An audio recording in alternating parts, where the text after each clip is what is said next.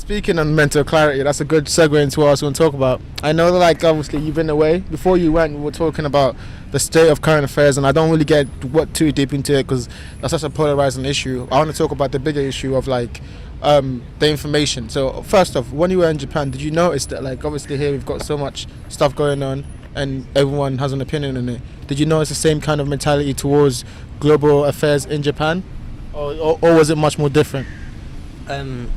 I didn't notice much because we didn't watch that much TV, unfortunately. I mean, not unfortunately, we just didn't watch much TV because we had other things to do. But even plastered around the world, like in the US, you would see, I don't want to say propaganda posters, but like posters about the war, which side it is, it doesn't matter. You'd see posters about the war. In Japan, we didn't see much of it. We did see a few protests in support of both sides.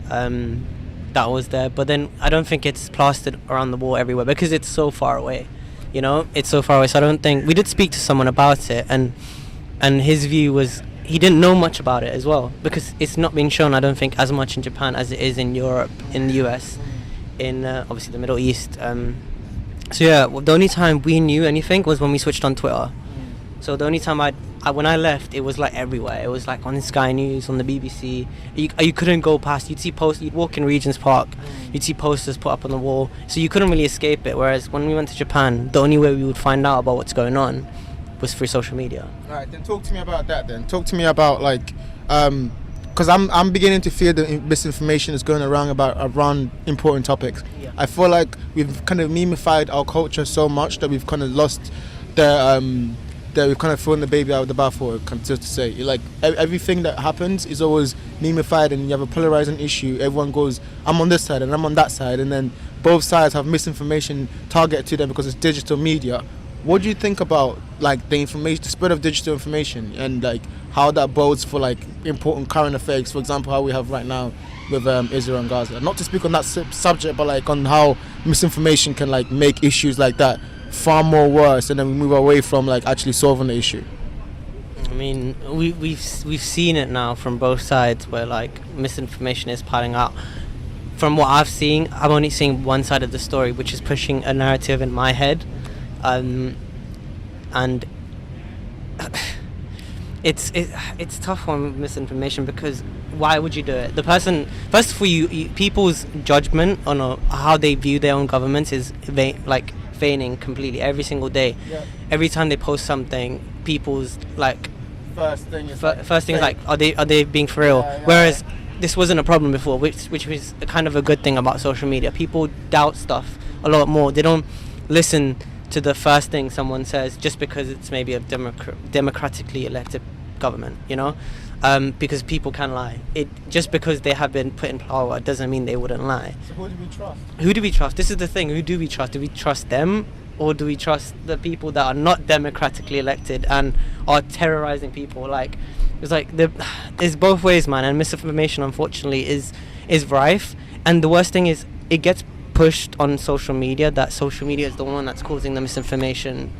But I've seen recently on BBC News, I've seen on American news channels, these are mainstream media that are taking back articles that they first pushed out, and they're like, sorry, we got it wrong.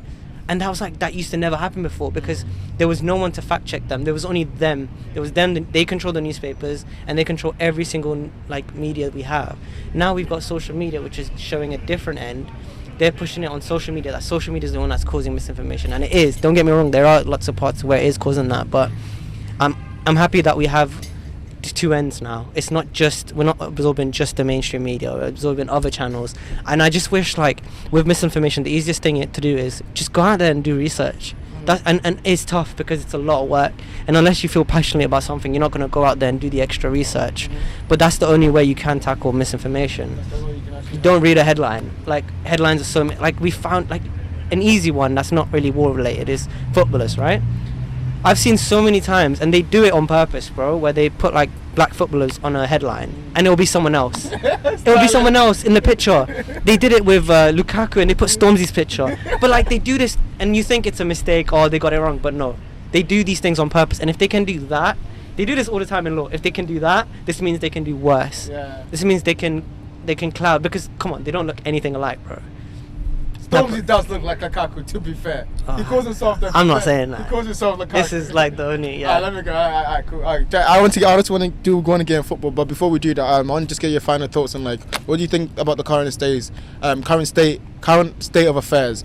Do you think, because obviously there's rumblings and rumours about World War III, I look around, I don't think people really fear that, but on Twitter you think like people are like, oh god, it's just one more mistake and everything goes to hell, and I might regret those words very quickly, but I do want to ask you, what do you think about, like, obviously we're not experts in any field, we're just two guys in a park speaking, but our opinion matters because it kind of reflects how the culture of zeitgeist is, and like how the normal person is feeling.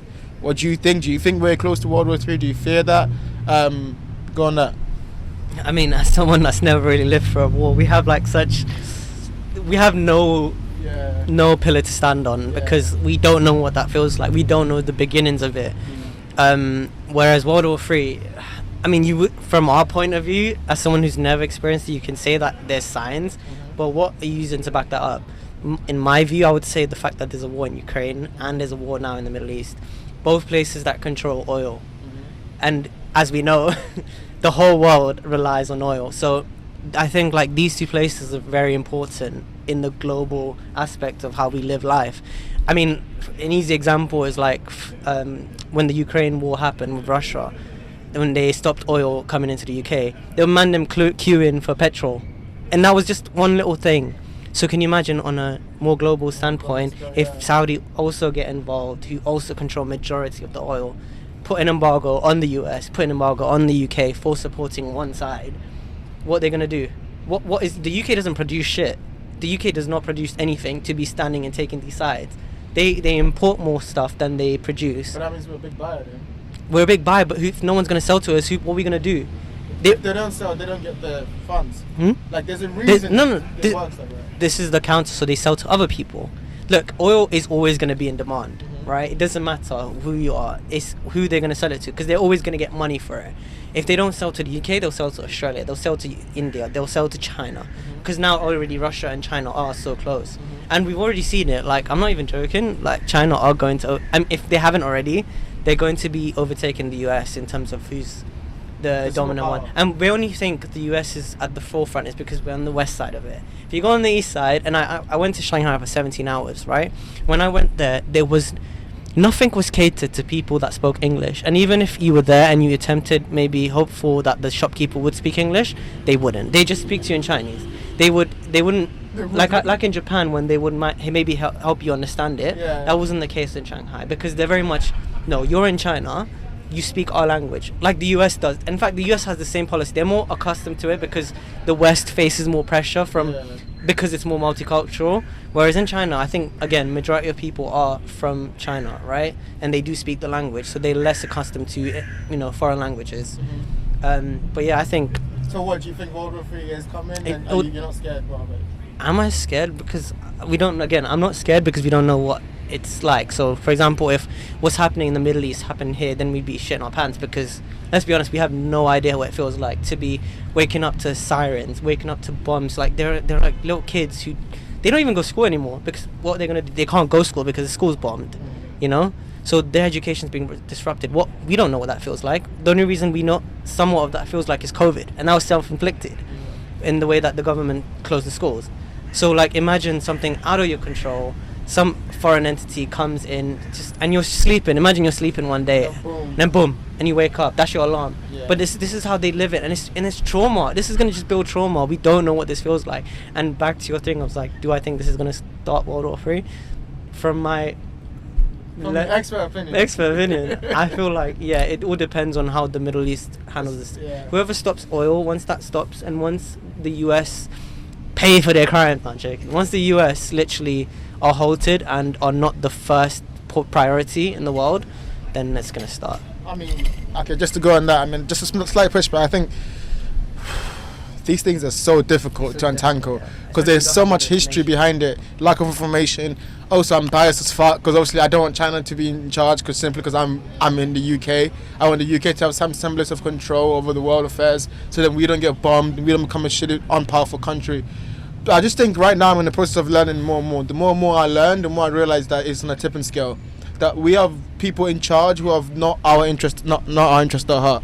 They're playing games, like I've said they're playing chess games. And we're the pawns, and we're just playing the thousands and millions of lives, and we have no way to actually stop them. There's an election that's coming up, even though there was. We're not thinking about the right issues. We're not thinking about how to protest them in terms of the way they go about the power. We can protest, okay, one country, but like there's so many. If you look around Sudan, all these different places, there's so many places on earth that require our attention, but because they don't fit the narrative, like you look at Africa, so many shit's happening in Africa, but we don't care because it doesn't fit the narrative, and that's what I fear. I think that's why I'm scared of World War III. Not because of the stuff that's going on now, but because of, like, what are they not showing us? What are the information that we are not focusing on, and how is that going to play a part in that? Yeah. Again. Yeah. So like, we can't do anything because we don't know all the information, like you've said, right?